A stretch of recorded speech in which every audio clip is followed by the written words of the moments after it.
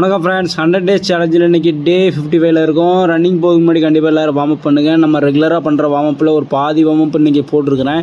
எதுக்கு இவ்வளோ warm up பண்ணுறீங்க அப்படின்னு கேட்டிங்கன்னா, நம்ம பண்ணுறது வந்து லாங் ரன்னிங், அதுவும் டெம்போ ரன் பண்ணுறோம். ஒரே ஸ்பேஸில் நம்ம ரொம்ப தூரம் ஓடுறோம்.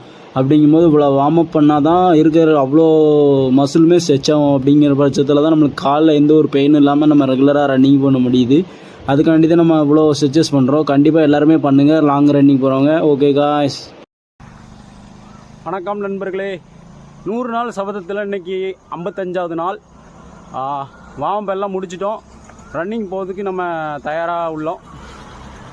கரெக்டாக தமிழ் வரமாட்டுக்கு. ட்ரை பண்ணால் கொஞ்சம் கொஞ்சமாக வந்துடும் நினைக்கிறேன். கொஞ்சம் கொஞ்சமாக முயற்சி பண்ணி பார்ப்போம். கண்டிப்பாக தமிழ் வந்துடும். நம்ம நிற்கிற ஓட்டப்பந்தயத்தை ஆரம்பிக்கலாமா? வாங்க ஓடும். 1 கிலோமீட்டர் நண்பர்களே முடித்து விட்டோம். 3 கிலோமீட்டர் நண்பர்களே, 3 கிலோமீட்டர் முடிச்சாச்சு. 5 கிலோமீட்டர் நண்பர்களே முடிச்சிட்டோம்.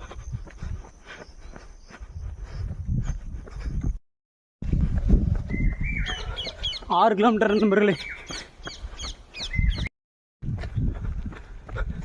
8 கிலோமீட்டர் நண்பர்களே, 10 கிலோமீட்டர் முடிந்து விட்டது.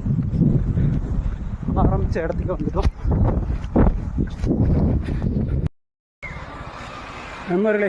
10 கிலோமீட்டர் ஓடி எடுத்து விட்டோம். என்ன பிரச்சனை பார்த்தீங்கன்னா, ஷூ ரொம்ப இதாகிடுச்சு. ஷூவை காமிக்கிறேன் பாருங்கள்.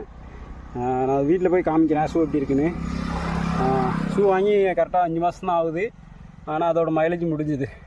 முன்னாடி இருக்க சஸ்பென்ஷன் ஃபுல்லாக தேஞ்சிருச்சு. ஏன்னா டெய்லி 10 கிலோமீட்டர் ஓடணும். ஆல்மோஸ்ட் 55வது நாள் 550 கிலோமீட்டர் ஓடிட்டோம். அதுக்கு முன்னாடியே ஒரு 2 மாதமாக ஓடிட்டு தான் இருக்கும். அப்படிங்கும்போது ஆல்மோஸ்ட் ஒரு 700-800 கிலோமீட்டர் தாண்டிட்டு அதோட மைலேஜே 500 தான்.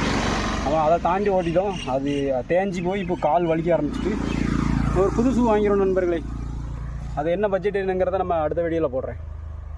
அதே மாதிரி ரன்னிங் முடித்த உடனே ஒரு 5 நிமிட்ஸ் ரெஸ்ட் எடுத்துகிட்டு அதுக்கப்புறம் மொபிலிட்டி எக்ஸசைஸ் பண்ணுங்கள். இந்த எக்ஸசைஸ் பண்ணது எதுக்காண்டினா, ரன்னிங் போயிட்டு வந்ததுக்கப்புறமும் காலை கொஞ்சம் ஸ்ட்ரெச் பண்ணோம்னா நடக்க வைக்க கொஞ்சம் ஈஸியாக இருக்கும்.